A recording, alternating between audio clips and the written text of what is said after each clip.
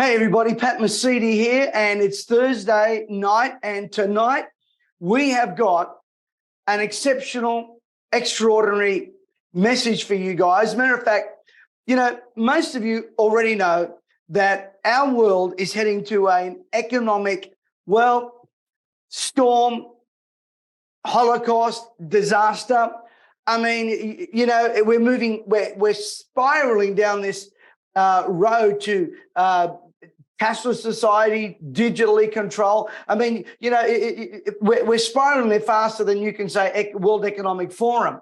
But many of you, and I get literally hundreds of you on a weekly basis asking me about gold and silver and precious metals. You all know that part of what we're doing is helping people in the area of wealth creation. Why?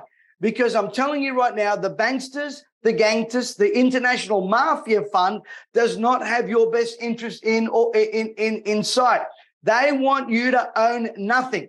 Now, I really believe that the world is heading to uncharted waters, experiencing unsurpassed levels of debt, inflation. Now, if you think the interest rate hikes are over, take it from me. I've been telling you this from 12 months ago. You're about to get belted at least 4 or 5 times. And that's just the start.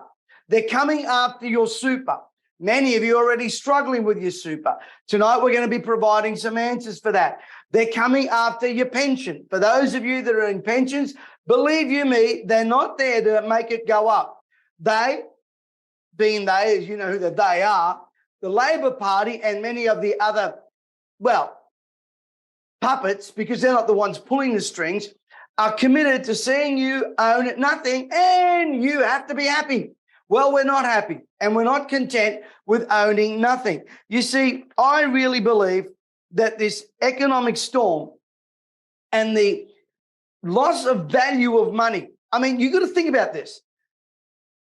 During the pandemic, they attacked cash, and they're still doing it. They're still doing it. Why? Why are they doing that? Inflation through the roof and about to get higher. Have a look at Turkey's inflation rate. Have a look at the United States. Now, when America sneezes, we catch pneumonia, sadly, on a lot of levels, but I'll leave that alone. Now, you want to invest in something that's solid. Many of you know that I've presented to you many things to help you guys get economically secure. Many of you asked me about gold and silver, which to me was something that I thought often about and now I've invested in. But it's important you've got to get the right information. You just don't want to go buying gold and silver willy-nilly because, your Uncle Joe or your Auntie Mary did. You want to make sure that what you get is good and it's quality and from an effective, watch this, and credible source. So I've invited tonight 2 gentlemen that I highly respect. Now, one of them I was in business with many years ago, an outstanding man. And of course, his brother that works with him. I'm speaking about Daryl and Brian Paynes, the founders of Australia's biggest and most trusted bullion dealership called As Good As Gold. Now, they have nothing to sell you. I need you to listen to me very carefully. Don't just switch off right now because your financial world is in jeopardy. I'm telling you right now, your financial world, and you better be prepared. You want to make sure you've got a fence at the bottom of the mountain. You don't want an ambulance at the bottom. Sorry, you want to make sure you got a fence at the top of the mountain, not an ambulance at the bottom.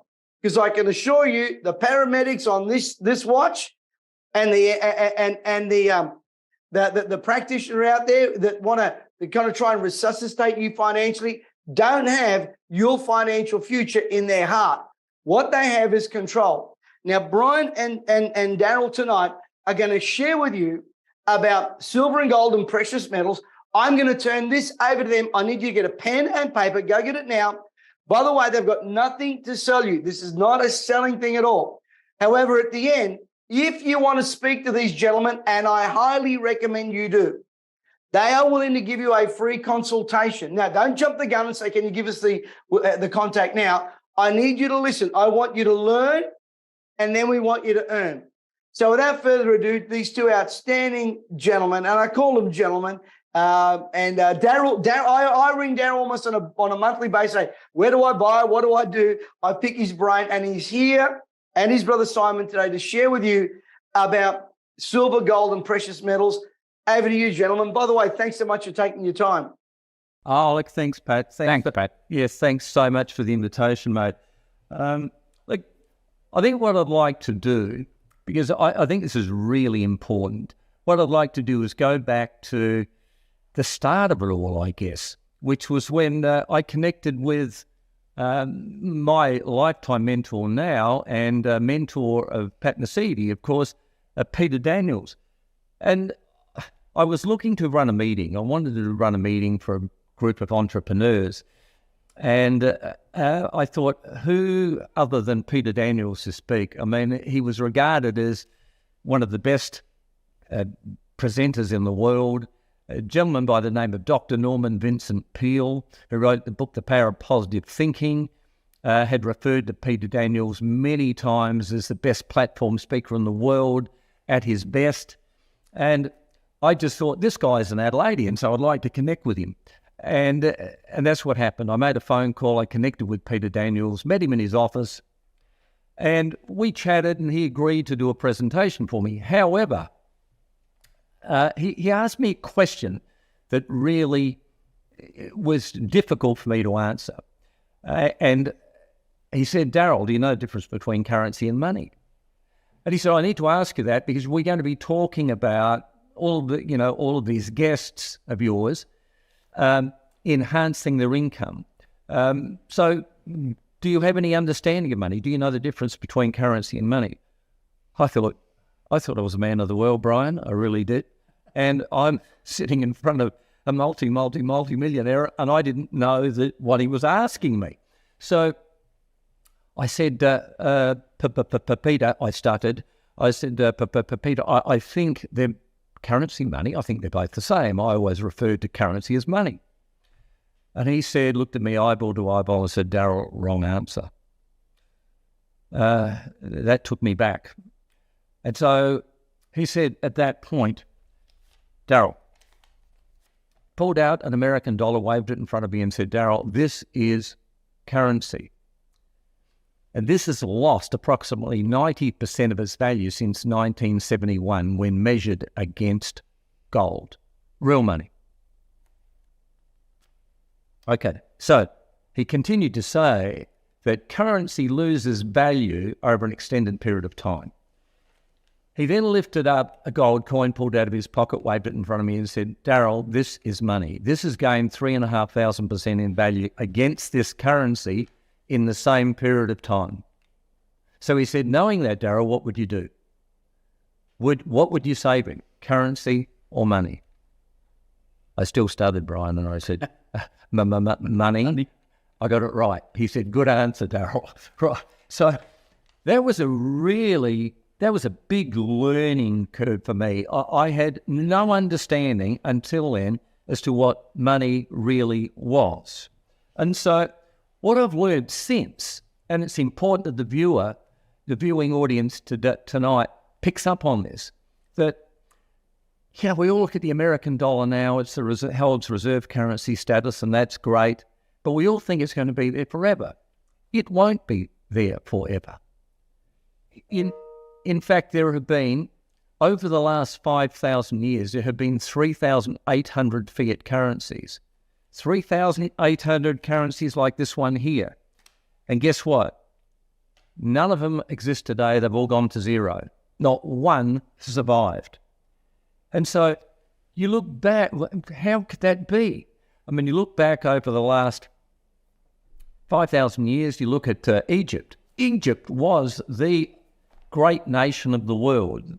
They had more gold than anybody else, which was why they held that position. But they ended up destroying their position, the same as other great nations after that. Look at the Roman Empire. Why isn't the Roman Empire today in charge? Why do they not hold reserve currency status? There's a reason for it. They ended up being at war all the time and debased their currency to pay for the wars. That's what happened. That's what happens to all of these great nations. Rome lasted about 500 years. You imagine what happened. In the beginning of the Roman Empire, Rome had gold denariuses that were 98% gold, 2% copper. At the end of their 500-year reign, they had debased their currency to continue to pay for wars to the extent that their gold denarius was 2% gold and 98% copper. So no one wanted to trade with them. So they ended up bankrupt. And that was the end of the Roman Empire. And, people say, well, Daryl, that's 2,500 years ago, that's 5,000 years ago. It wouldn't happen today. But if you go back over the last 600 years, Brian, the last 600 years, you've got great nations like Portugal. So it was Portugal that held the position of dominance for 100 years. Last 600 years, there have been 6 great nations. You had Portugal, then you had Spain, and then you had the Dutch, and then you had the French, and then you had, guess who, the British, and then you had the United States of America. If you'd have been standing before World War I, if you'd been standing in a queue in the Bank of England and suggested that they were going to lose their status, no one would have believed you. But that's, in fact, exactly what happened, wasn't it, Brian? Yeah? So what happened was the United States of America wanted to be paid in gold from Great Britain at the end of World War I. So they provided goods and services to Great Britain. They didn't want to be paid in British pounds. They were overprinted. They didn't have any real value. So America realised that, wanted to be paid in gold, and they received payment in exactly that form, 19,100 tonne of gold. It was the biggest hoard of gold that had ever been held in history. And so America at that point in time really took over the mantle. They didn't have reserve currency status at that point of time, but they had the most powerful currency in the world. And so, but the mistake America made, of course, was they entered World War II and then they entered the Vietnam War. They had never stopped being a war. They're making exactly the same mistakes as those other 6 great nations made. Now, the interesting thing about all of this is that they lasted approximately anywhere between 95 and 105 years. This is really important because if you think about it now, right, America takes over the mantle in 1914 because they've got more gold than anybody else. And where are we now? 2023. What's that, 105 years? 105 years. Anywhere between 95 and 105 years is what it takes to absolutely and totally destroy your currency, devalue it through overproducing. So there's a gentleman by the name of President de Gaulle. He's watching the United States at war with Vietnam. And he made a decision that the US dollar, he didn't trust the US dollar. In fact, he stood up in front of a large audience in one of his very famous speeches, and he said, I do not trust the American dollar. I only trust gold. He sent a warship to the United States of America with a whole bunch of currency on board, American dollars, and did the exchange. And the exchange was at the rate of $35 US per 1 ounce of gold. Now, the transaction was successful, but there were numerous other countries that decided to do the same after de Gaulle had been successful. And so they asked for the same, sending ships to the United States. To do the exchange, President Nixon knew that they were in trouble because he'd overprinted. So they'd produced more dollars than they had in a gold backing. And so he knew that if he continued to supply all these countries that were demanding the exchange, he would run out of gold. So guess what he did? 1971, Brian, we all know, took America off the gold standard. And he did that. And I'll never forget the speech, Brian. It was like, we will temporarily take the US off the gold standard. Right. How long is temporarily? How long is temporarily? It's still in vogue today. So they've never gone back on a gold standard. What does that mean? It's meant that the US could print with reckless abandon. No limitations. Devaluing their currency, as Peter Daniels pointed out, they'd lost 90% of its value then. Now we're looking at the American dollar having lost approximately 98% of its value when measured against gold. Yeah. In 1971, gold was $35 an ounce, and now it's been more than $3,000, just over $3,000. Now it's just a little under, but so let's say $3,000. I mean, so that's the devaluation of their currency. 98% of the value of their currency gone when measured against gold, real money. So 1971, of course, brought about a loss of confidence in the US dollar. Why wouldn't you? You've gone off the gold standard. So enormous loss of confidence. That's all it needs for an economy to end up in disarray. And that's exactly what happened. From 1971 to 1980, gold went from $35 an ounce to $800 an ounce. Silver went from $1.20 an ounce to $50 an ounce. So all confidence was lost. So why is it reserve currencies today? Because a gentleman by the name of Henry Kissinger was smart. In 1973, introduced the petrodollar, which committed countries all around the world to pay for Saudi Arabian oil in US dollars. It committed them to making payment in US dollars. So that created the status for the US dollar that was required. Everybody needed the US dollar, to give it reserve currency status. But there's been some changes that are taking place now, Brian, as you and I both know. And so that status has been held since 1973. That was the introduction of the petrodollar.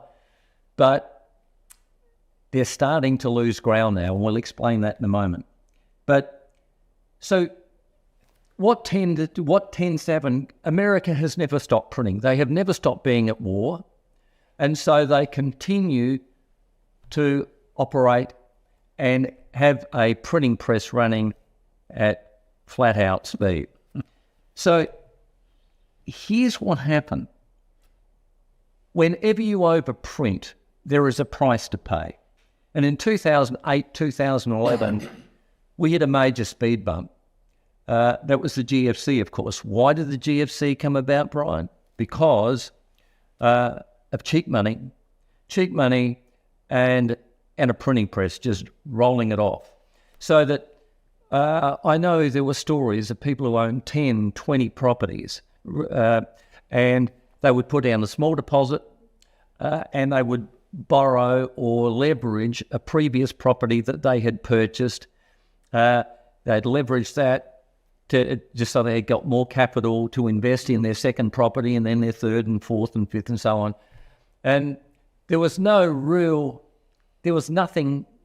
serious behind any of this, right? So in the end, it all fell over, as we know, the GFC, and there were bank failures all right throughout the United States of America. It was an absolute disaster. Now, in preference to admitting to this error that they had made through just excessively overprinting, a gentleman by the name of Andrew Hazard was introduced to try and correct the situation. They had, we believe, around 72 hours. Jim Rickard says it was 72 hours. If they hadn't responded and made a decision within 72 hours, then the banking system would have just collapsed. And if it collapses, and Pat said, they sneeze, we catch a cold, the whole banking system around the world would have failed. And so Andrew Hazard introduced QE. It was QE1, and that was supposed to be where it ended. So it was a temporary measure just to keep the banks afloat, just to keep the world moving, keep the economy moving, keep it as in as sound a state as you could possibly make it. But unfortunately went to QE2, QE3, QE4, and nothing has changed. All we do now, we've got to keep firmly in mind that governments around the world only have two tools, and that is a printing press and their ability to influence interest rates. That's all they have. There is nothing left in their toolbox. And so now we are entering a phase where we're just about maxed out. No one's prepared to own up for their own deficiencies. No one is prepared to acknowledge that the printing press is what really creates inflation. Government, central banks will use every excuse in the world and blame everything else for the creation of inflation. But the main contributor is a printing press at full speed. And that's really where we are at the moment. Debt levels continue to go out of control. They are spiraling out of control, and we have no answer for it. So what I'd like to do now, Brian has this unique ability to share some thoughts with his audience. No, it's true, bro. I've never heard anyone present it like you do in this case, but it highlights the absolute incompetence of fiat money versus the gold standard. So if we were adhering to a gold standard, the world would look a lot different to what it does now, right? So I want Brian to share this information with you. It's a really powerful information. I think you need to understand this before we go any further. Yes, well, thank you, Darryl. I will be discussing how a gold standard works and how a gold standard affects the livelihood of everybody and also the livelihood of every country. So first of all, we're just going to bring up the point of what is money. We must understand what is money, because it can be, and it should be, a unit of account, a medium of exchange, portable, durable, divisible, fungible, which means interchangeable, and a store of value over long periods of time. Now, the US dollar and any other currency, but the US dollar has the majority of those, but they are sadly lacking with the last one I mentioned, which is the store of value over long periods of time. I'm going to give you some examples of value over a long period of time. We're going to be discussing oil, the price of oil. We're going to be discussing the price of copper, the price of scrap iron and steel, the price of real estate. And we're going to finish with car manufacturing, mainly in Australia, because that's where Darryl and I have a lot of history and we can talk about it because we know lots and lots about it. So let's start with oil. I've got some graphs that we will show you, and this one will be our first slide. And this is a slide of the price of oil. There are 4 lines on this particular diagram. And on these 4 lines is the price of oil between the years of 1950 to 2022. So we're talking 70 years of the price of oil.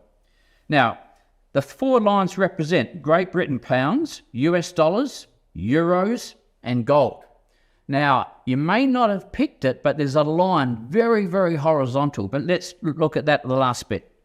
So, from 1950 to 2022, the price of oil has gone up in Great Britain pounds 83 times, or in other words, 8,300%. In euros, it's 15 times, which is 1,500%. And now US dollars. Now we've got to remember, over 70 years, the price of oil has gone up in US dollars 39 times, or 3,900% rise over 70 years. Now, there's a bottom line there. It's just about horizontal. You should be able to see it. But it's coloured in gold, and it is gold. And the price of oil has not gone up. In fact, it's actually gone down. So the price of oil has come down 30% in the last 70 years in the value of oil by gold. Now, let's look at the next one. The next one is the price of copper. Now, we have to have copper in just about everything that we manufacture. All right? So the price of copper, here it is. There's actually 2 lines on this one, on this particular graph, right? But it shows a blue line and a red line. Now, the price of copper between 1900 and 2022, that's 120 years, The price of copper in US dollars has gone up 27 times. In other words, 2,700% over 120 years. But the price of copper, priced in gold, hasn't gone up at all. In actual fact, it's down by 70%. So you can see how how copper used in housing, electricity, or whatever, controls the price, right, to make it go lower, not higher. But in US dollars, up 2,700%. In gold, copper is down 70%. Let's look at the next one. Iron and steel. Iron and steel was used in manufacture of motor cars, but is manufacturing a lot of other things as well. But there's two lines on this one. You can see the actual lines go, the blue line is going up about 45 degrees, and there's the horizontal line. Well, scrap iron and steel, 1934. So that's the middle of the Depression, right through to 2020. So we're talking around about 90 years. The price of scrap iron and steel has gone up 69 times. In other words, 6,900% up. The price of gold, I can't tell you it's gone down this time, but it has gone up in the price of gold. It's gone up 32%. 32% as against 6,900%. This is showing that the price of money is stable if it's in gold. Now, let's have a look at the house prices in London, which I went to. I got these figures from Alistair MacLeod, one of the world's leading economists, and we interview, As Good as Gold, interview him about every 3 months. But he put the house price in London in English pounds, of course, as against the gold price. So between 1968, and this is the same as in Sydney, by the way, because I looked at the figures in Sydney, and they corresponded to London pretty well, much the same. 1968 to 2022, so we're talking around 50 years, 54 years in fact, the median price of a house in London, Sydney, is up 115 times, or 11,500%. You have a look at the gold price between those years, and under a gold standard, it would have risen 29%. Now, we've got to face the facts here, that gold now should be money. Everything else is credit. In other words, fiat currencies, what we're using today, is credit. So under a gold price, everything is stable. I forgot to show you the graph on that one. 2 lines, 45 degrees, that's your fiat currency. The bottom horizontal line being gold is gold, and that shows you a very, very stable currency. Now, I'm going to finish with car manufacturing in Australia. So we get to the stage where we've got 8 slides here, right? Slide number 2 gives you, I'll bring this up for you. That's a slide number, let's do this one. Slide number 2 is the price of a motor car in 1985. Now, whether we talk Holdens, Toyotas, Fords, it doesn't really matter, but it's 1985. Now, this slide says that a Holden or Ford would cost you $11,000. $11,000 in 1985. In gold, it was 24 ounces of gold. So if you owned 24 ounces of gold, you could buy that car outright. You didn't need any credit, all right? Now, the next slide, slide number 3, is this one here. And it refers to between 1985, and I went forward to 2012. So we're talking about a period of 30 years in Australia. The price of that motor car went from $11,000 to $35,000. Darryl and I can talk about this down pat because we were involved in one of the largest engineering suppliers to the automotive in Australia during this period. So $11,000 to $35,000. In gold, it went from 24 ounces of gold, came down 23 ounces of gold. So in 30 years, you could pay 1 ounce of gold less and you get a car that was obviously far better, a 2012 model, far better than a 1985 model. We'll go to the next slide, this one here, and it shows you another time period. We actually increase it to 2015 from 35,000 to 39,000. Well, interesting enough in this one that the gold price for that car has gone from 35,000 to 39,000, but in gold, 23 ounces to 27 ounces. It actually rose by 3 ounces. So we go to the next slide. This one here. And it tells you that for that hold or that forward, you'll find over the period of 1985 to 2015, you'll see a price, the figures that I've mentioned before, but now in percentages. Over that 30-year period, the price in fiat currency, what we're using today, is up 235%. Up 235. In gold, the price is up 11%. Right, from 18 ounces, 24 ounces to 27 ounces, right? 11% increase as against fiat currency, 235. I want to take you to the next slide. And this is an interesting one. This is a very interesting one because you see a figure down the bottom. What that bottom figure says is a Ford motor car built in 1908. This is a Henry Ford Model T Ford motor car. In 1908, he produced 100,000 vehicles. He got it down to $365. Now, that $365 back in 1908 was 18 ounces of gold. So you come along with 18 ounces of gold and buy your Model T Ford. Right, let's go to the next one. This one here. And from that graph, you'll see that from 1908 to 2016, your Model T Ford was $365 to the 2016 Ford Falcon went from $365 to $40,000 over a 110-year period. $365 to $40,000. So that was in gold, 18 ounces to 23 ounces. Roughly 20%, something like that. But 18 ounces of gold to 23 ounces of gold. Over 110 years, that's a very, very stable money system. Okay. Second and last one, this one here. So this one tells you that the price from 1908 to 2016, the price of the motor car in fiat currency, paper currency as we use today, went up 10,500%, as against 35% in gold. Now, this is 2016 is when I put all these figures together. If you want to have a look at it now, price of gold is $3,000 an ounce.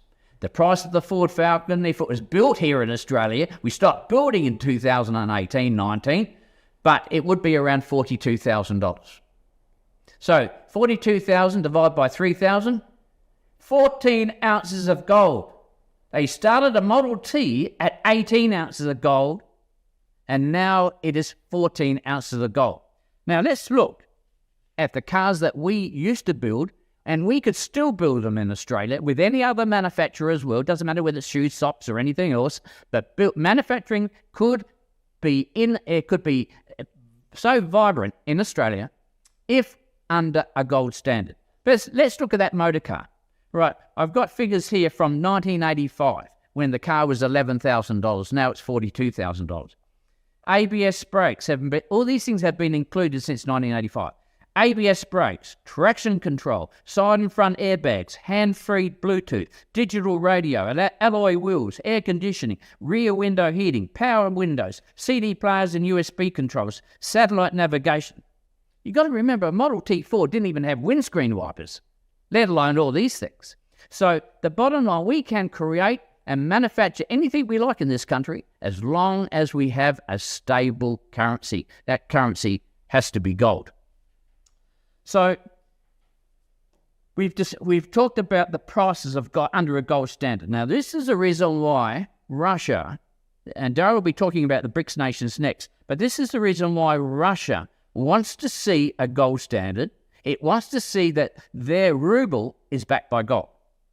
So what happens when President Putin, and it doesn't matter what he's doing in the Ukraine. At the moment, that's a political thing, but I want to talk out facts. At the moment, Putin or Russia is selling things like oil, lumber, minerals, and grains. Now, selling oil, he has to price it in US dollars. right, under the normal currency situation before all hell break loose, right? Oil, US dollars. Lumber, US dollars. Minerals, that's every mineral that you'd like to think out of the ground, right, US dollars, and grains, wheat and barley. All of these things, oil has got a limited lifespan in finding where it is. Lumber, you need 30 years from time. You cut down a tree to the next one, to the next tree grows again and cut that one down, is 30 years, right? Minerals, once you dig it out of the ground, you've got none, right? It's an empty hole. And grains, it's every year, but you have bad years. So not every year is a good year for grains. What I'm getting at here, President Putin doesn't want US dollars. He wants a stable currency because when the US imports from Russia, it pays in US dollars. And as Darryl said before, what does United States do? It just prints the darn thing. And even with today's technology, we don't print anymore. We just press a button, add a zero, and we pay for those. And our United States will pay for President Putin's products in dollars, printed or in electronic currency. You can see why President Putin or any other world leader must start to look at this and say, I don't want to have US dollars anymore. If you can print them, why would I sell to a country who can just print out of high heaven and always be able to pay for the goods? And that is what the biggest problem is, and that's why the BRIC nations are starting to get together in about 3 months' time, right, to work all these things out. Right now, I'm going to hand it back to Darryl. He's going to talk a little bit about the BRIC nations, and then we're going to finish off our conversation. Yeah, well done, Brian. Thank you. Yeah. Yeah, BRICS. I mean, where do BRICS fit into all of this? Some of you would have heard of BRICS, of course. It stands for 5 countries: Brazil, Russia, India, China, South Africa. Now, it's 20% of the world's GDP, and it's 42% of the world's population. I mean, they are significant. And what they've done is they've decided they just don't want to trade with US dollars anymore. They're looking at a currency that is being devalued at a million mile an hour, and they don't want anything to do with it anymore. So they're going to trade in their own currencies, and this is the plan. BRICS nations, 5 nations, will trade internally, and payment exchanges will take place in either their currencies, because they know they all have a solid backing of gold, or gold itself. They will not accept US dollars anymore. Now, here we are. We've got the US is it's been the absolute ultimate currency since the end of World War I.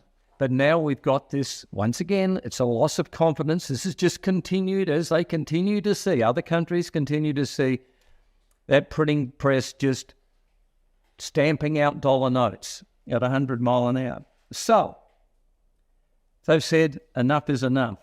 Then 50 said, then we have a look at the AIIB, Asian Infrastructure Investment Bank. 57 founding countries, of which we are one. These countries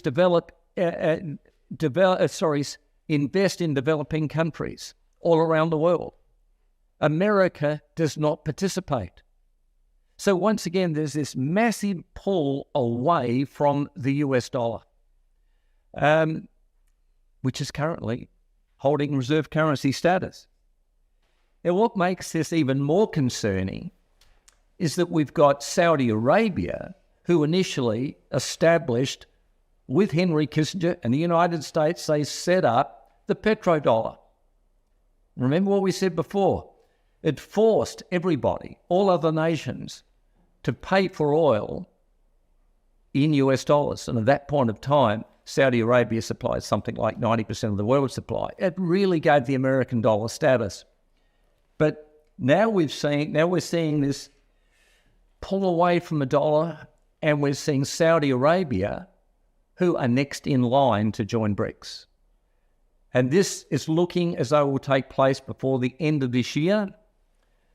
And they've already said, when we join BRICS, will take any legitimate form of currency and gold or gold for payment for oil.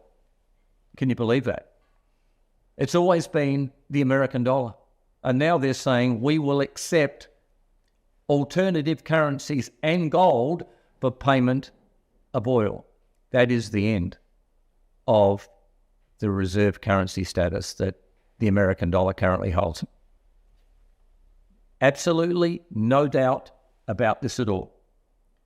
So when one really thinks about it, just think of the money that the United States, or currency I should say, that America has spent on this Russian-Ukraine war.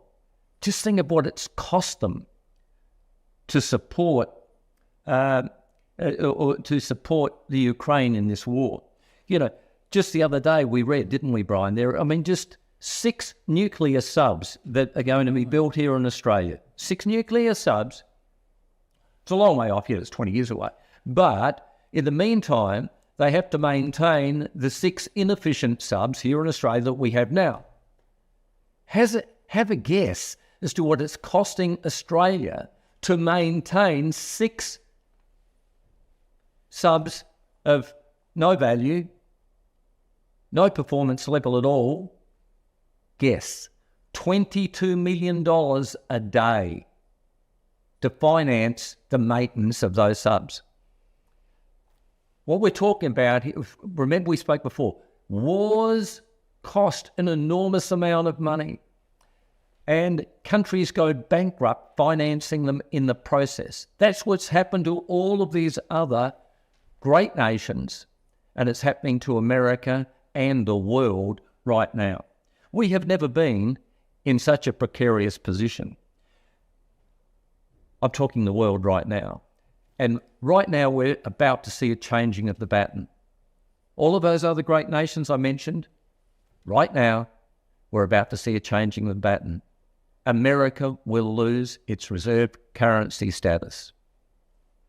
And when that happens, the economy is going to go into disarray. You have seen nothing yet. Once we lose confidence, who takes over? How does the banking system respond to that? This is nerve-wracking, to say the least. Do you know at the moment, any economist would tell you this, but when a country has debt levels that can be valued at 90%, debt to GDP, 90%, they're considered to be bankrupt. Currently, America sits at 130% debt to GDP. Their end is near. And so we believe that we're looking at a repeat of 1971 through to 1980. I mentioned before, gold went from $35 an ounce to $800 an ounce. Silver went from $1.20 to $50. It's all about a lack of confidence. And that's exactly what we're experiencing right now.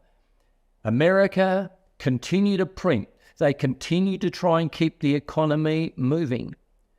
But the debt levels escalate to a point where they can never, ever be repaid.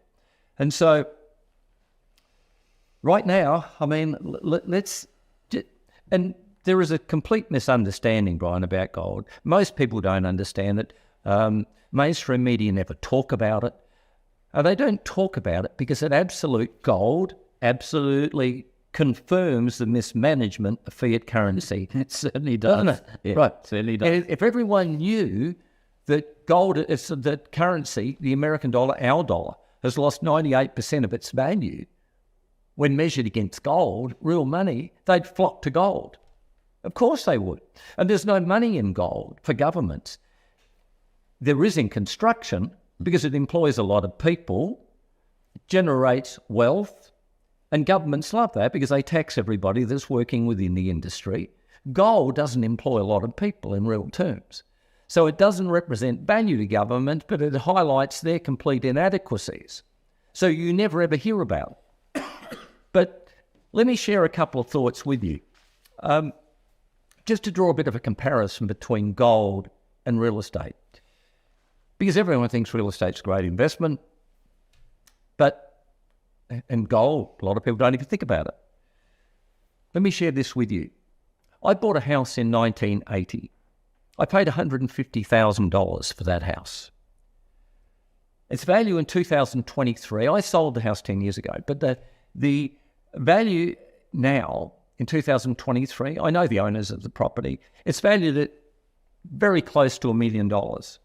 So that's up approximately 650% over 42 years. Now remember these figures.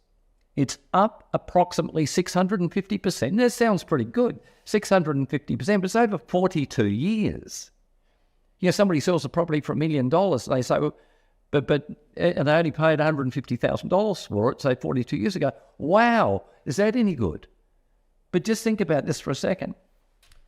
Brian and I really started to purchase gold in considerable quantities in around 2000, the year 2000. Gold was $400, just under, but let's call it $400 spot per ounce in 2000. Today, gold is sitting at around $3,000 spot. So that's up 750% in 22 years. Half the time frame when compared to the real estate illustration I gave a moment ago. So, but look, it gets better for gold. Just think about this. When I purchased that property, on top of the $150,000 that it cost me, I had to pay stamp duty. I had to pay, when I moved in, it was a brand new house. So I had to, I had to landscape the front and the backyard, and I did a pretty good job of it, not personally, but I got some other people who were professionals, and they did a pretty good job of it. Put in the swimming pool. I had a big rock pond there, almost as big as the swimming pool, with cascading waters and a Bali environment. It was fantastic. My own beach. It was spectacular. So it cost some money to do that, of course. I also renovated the kitchen. I also renovated both bathrooms, and I continued to maintain the property, and I paid council rates for 30 years. So all of that added up to, I did my sums on that, was around $300,000. You add that to the purchase price of the property, $150,000, and your total cost to me was around $450,000. Today it's worth $1 million, so it's almost doubled. It's up 100% in real terms. 100%, it's appreciated. Whereas my gold purchases, Brian's gold purchases, are up 750% in half the time. And no maintenance. No maintenance. All you do is put the gold in the box, put it away, and let it collect dust. No stamp duty. What's stamp duty? So, you know, gold is a fantastic investment. I sit with accountants, I sit with financial advisors, I give them illustrations on gold versus real estate, and they say, this can't be, Daryl. It can't be, but it is. It's just that we don't hear about it. If gold went up $100 tonight, you wouldn't hear about it. Mainstream media wouldn't report it. They never do, until they have to. And at some point in time, and it's not going to be long, they will have to. So, let's just have a look. Let's just have a look at what we're confronted with at the moment, Brian. Janet Yellen. Let's just talk about the economy for a moment. Janet Yellen is saying, or did say, that we were not experiencing inflation. She then went on to say that inflation was transitory. And she has now gone on to say, oh no, it's not transitory, but we'll get on top of it. It won't be for long. And Brian's got a beauty from Jamie Dimon. I mean, well, he told us, didn't he? He warned us. He said last year he did a talk, and I'm sure the powers that be actually quietened him down after doing this talk. But what he said is that normally you hear people, economists, saying there's a bit of a storm brewing and coming and whatever. Jamie Dimon, CEO of JP Morgan, said we have a hurricane coming. A hurricane.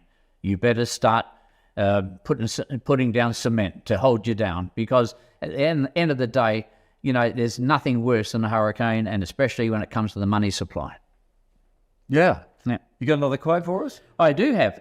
In fact, I've got two from Ray Dalio. People who don't know Ray Dalio, he is the second largest investor in the world, approximately worth around $20 million, right? 20 billion, not million, $20 billion, right? He is an investor, but he loves gold as well. And what he said, if you do not own gold, there could only be two reasons. You haven't read history, and you don't understand the role of gold in the monetary system. And just recently he said, if you have an excellent analysis of why you shouldn't have such an allocation to gold of between 5 and 10%, now 10% of 20 billion is 2 billion in gold, we'd appreciate you sharing it with us. In other words, if you have a reason why you don't need any gold, send him an email. Please, he'll answer you. I'll guarantee you, he will answer you. But what he's saying is he hasn't received any emails because they know he's the second largest, richest man in America, and he has 10% or equivalent to $2 billion in gold as an investor. And what does Jim Sinclair say? I mean, these are all really powerful people around the world. That very wealthy people have a great understanding of gold. And Jim Sinclair owns 2 gold mines, multi-billionaire with a B. And he says, look, just become your own central bank. Do what they do. When you think about it, every central bank in the world owns gold, except Australia. They all own gold. Now, why would they do that? Well, it protects their currency. It gives their currency some value. It gives them control. But why wouldn't they want you to have that? Of course they don't. Because they want to be able to dominate you. They don't want you to be in a position of power and non-reliance upon them. So Jim Sinclair's comments are really powerful, aren't they? They are. Just do what the central banks of the world do. Become your own central bank and own gold. Makes enormous sense. Egon von Greyerz. What is Egon von Greyerz? Egon von Greyerz is another person that we interview on a very regular basis, once every 3 or 4 months. And he runs a vault in Switzerland and Swiss Alps. And he said, because he gets asked, how much gold, how much silver should you own? There's a very simple answer to that question. Whatever you cannot afford to lose. Now, we are in very dicey moments at the moment with the stock exchange and real estate trembling at the knees. Whatever you can't afford to lose is how much gold and silver you should have.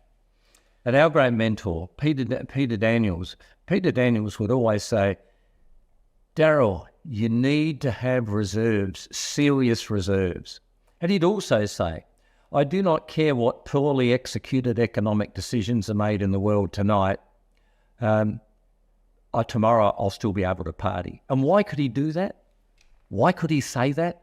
Because he owns gold. He's in control. That's the point. And interestingly enough, he has passed this information down to his children, and their children, who are now in their 50s and 60s, have passed that information down to their children. The family builds a dynasty. You look at these great czars in Russia.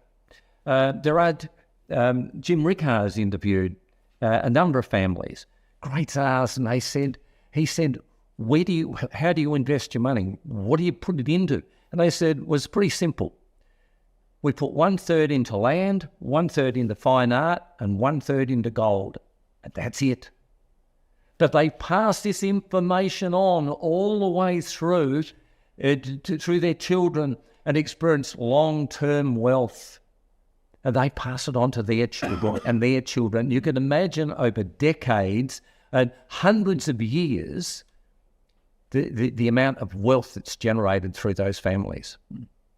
So you were going to say something, Rob? Yeah, we're going to be talking about and leading into self-managed super funds. But before we lead into the self-managed super funds, to finish this off, is that central banks, as Daryl suggests, have increased their gold exposure in the last 5 years from 11% to 15% in gold. So they got US dollars, they got yen, they got pounds and whatever, but they've increased their gold from 11% to 15%. That is a 36% increase in gold for central banks in the last 5 years.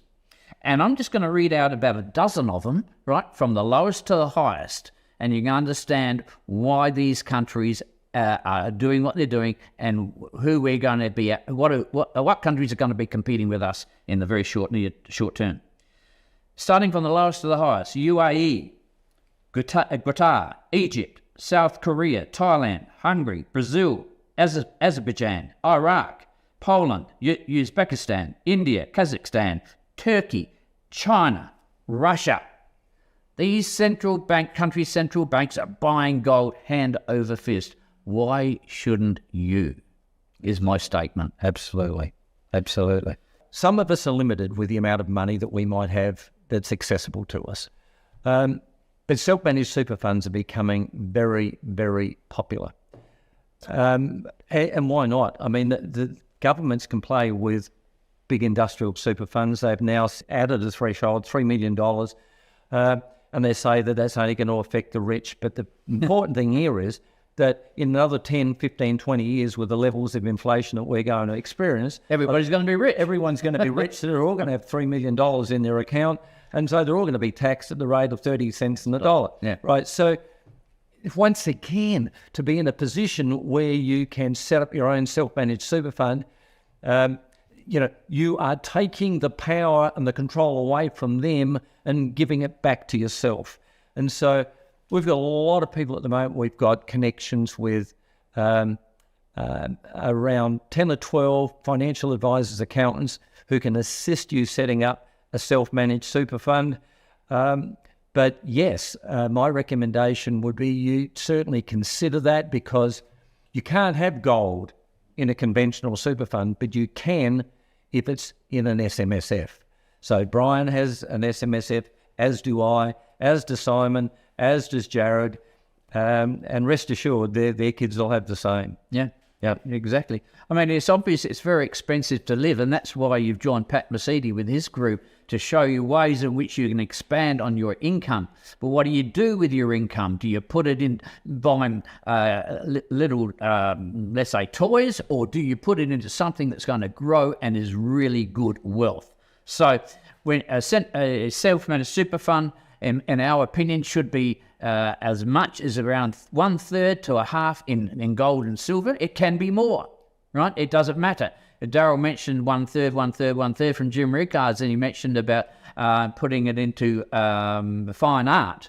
Well, I don't know a lot about fine art, so my increase is more like 2/3 gold with 1/3 ready for the fine art when I actually sit down and look at a Picasso or something like this.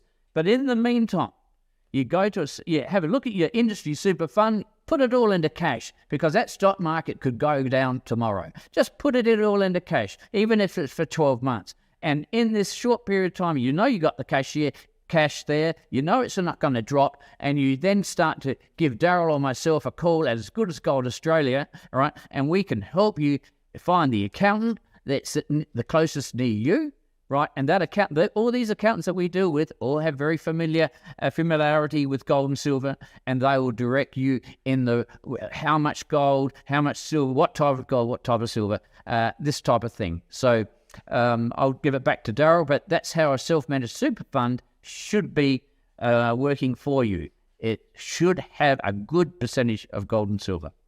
Absolutely. I mean, so I guess if we can finish by sharing this, if you want to protect your wealth this is what gold is all about. If you want to protect your wealth during turbulent and uncertain times, and that's where we are right now, conventional investments like stocks, bonds, real estate may not provide you with what you're expecting from them. And Jim Rickards presented this really well. And he would say, people talk about balanced portfolios. And he says, well, they say, I've got a balanced portfolio. And Jim would say, well, what are you invested in? Oh, stocks, bonds, real estate. It's balanced. And he said, well, not really. Because just imagine this, an economic downturn, recession, depression, right? and you've got all your eggs in one basket, because every single one of those investments that you mentioned react the same way in a recession. They all head down, other than, the odd share that might stand up. But they all react the same way, so they all go down. What you need is an asset class that performs in the opposite direction. So when your stocks, your bonds, your real estate lose value, you want to have something that works in the opposite direction, and that is gold. Gold always performs well, super well, in poor economic times. So the 10% or the 15% that you may have in gold, you've got 85% over here with your other investments, losing money here. Gold will more than account for and make up for the losses that you've experienced on the other side. So you walk away without having lost everything. So, and Jim Rickard's as good as they get. Jim is an author of 9 or 10 books now on the economy. He's consulted at the Pentagon, US Congress. He's as good as they get. We've interviewed Jim on a number of occasions, got to know him really well, but he is a very smart man. And so if you want to protect your wealth, then you look at gold. If you want to protect yourself against a failing or a brittle banking system, these banks can control your destiny totally. They can restrict your transactions. They can restrict the amount of cash that you can access at any given point of time. Less ATMs out there now than there have ever been. There are less banks out there than there have ever been. So they are restricting your access to funds. And that manages your lifestyle, right? So they are in charge at the moment.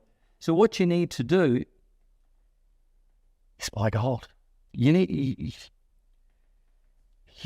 can't be relying upon banks influencing your life. Government control. Look at where they are at the moment with super, $3 million threshold. I mean, we've mentioned that before. If you want to be in total, let's say you need gold. If you want to be in total control of inflation, and this trend will continue, you need to be one step ahead of the game and own gold. The ultimate hedge against inflation. Let me give you an illustration. If you walked up to a Venezuelan family at the moment and asked them what gold was trading for in US dollars right now, they would say, we don't care. We don't care. It doesn't matter. All we know is that we can buy, with 1 ounce of gold, we can buy 5,000 years, we can buy 5 years worth of food. We can buy 5 years worth of food with an ounce of gold. So it's what you can exchange your gold for that really matters. It's not what it's worth in dollars, maybe, it's what you can exchange your gold for that really counts. How about this debt ceiling postponement? That's scary.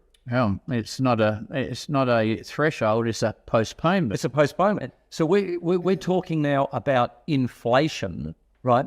You haven't seen inflation yet. What does a postponement mean?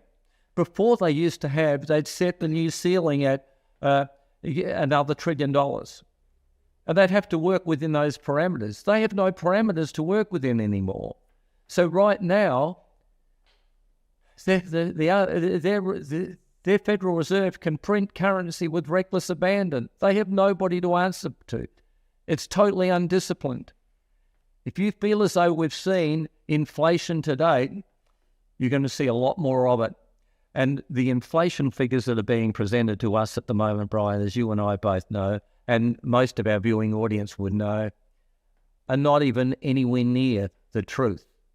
You know, the basket that determines inflation, they've taken out energy, food, housing.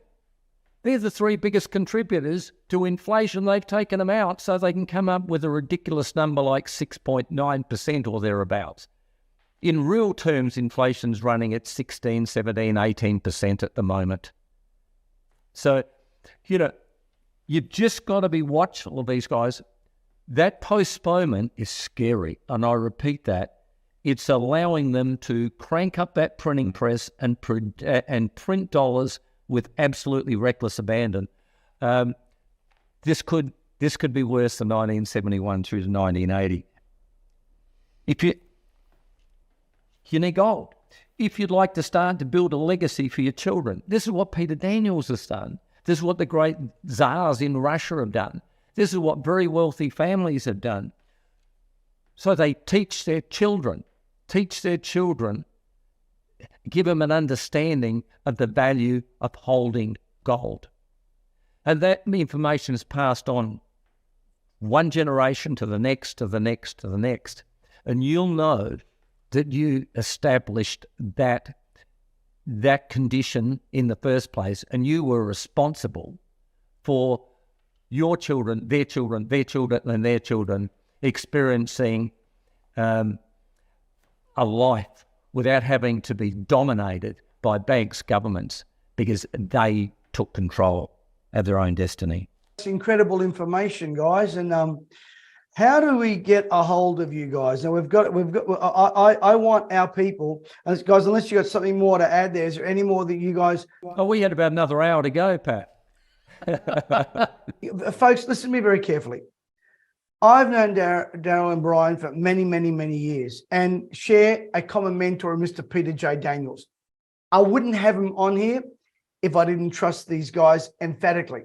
And as you can see, these guys aren't some sort of slick sales guys trying to sell you a product. It's not about that. It's about securing your financial future. And these are trusted advisors. And what we are going to do, what I would like, how many of you out there would like a one-on-one consultation where these guys can help you get yourself set up with gold and silver and precious metals? You may choose to use your super, your self-managed super if you need help with that. These are the guys to speak to. Daryl, Brian, would you guys make yourselves available to people if I got their information for you and personally sent that to you? Absolutely, Pat. I mean, look, there's an opportunity now for any of your viewers to take advantage of a complimentary strategy meeting. We'd love to be involved in that. And we'll put aside an hour of our time on each occasion to speak with those people. We've learned that it generally needs about an hour. There's a lot of questions that get asked. Yeah. I guess they go to bookings@patmesiti.com. Would that be right? And we take it from there. That would be it. Now, folks, you can email Evelyn at my office, bookings@mesiti.com. We'll put this in all of our chats here on Facebook, on the Zoom, on everywhere where this platform is, bookings@mesiti.com. Now, listen to me very carefully. That you cannot waste these guys' times. Now, my advice to you guys is start now. Doesn't matter what doesn't matter. It's not about how much. It's the discipline of getting in. When it comes to wealth and wealth creation, it's timing and time in. And I'm sure many of you wish you'd have got gold back in what was it, in 1971 when it was 35 US dollars. But here's the thing, it can only go up from here. Am I right, gentlemen? Can only go up from here. And whether it's gold or whether it's silver. And again, don't discard it. Now, if you're a time waster and just want to get on the phone and argue with the guys, don't do it. I'll make sure they cut you off within the first 5 minutes of the interview. But if you're serious about your financial future, if you want to have them look at your super fund or a transition self-managed super fund, these are the guys to do it. Gold and silver is not losing value. And remember, hey, if the central banks are buying it, there's a good hint. Well, gentlemen, thank you for your time today. That email again is bookings@mesiti.com. Thank you, Brian. Thank you, Daryl. I look forward to picking your brains again in the next few days, Daryl. I promise I won't call you at 11 and 12 o'clock at night like I normally do. Thanks, Pat. Thank you, Pat.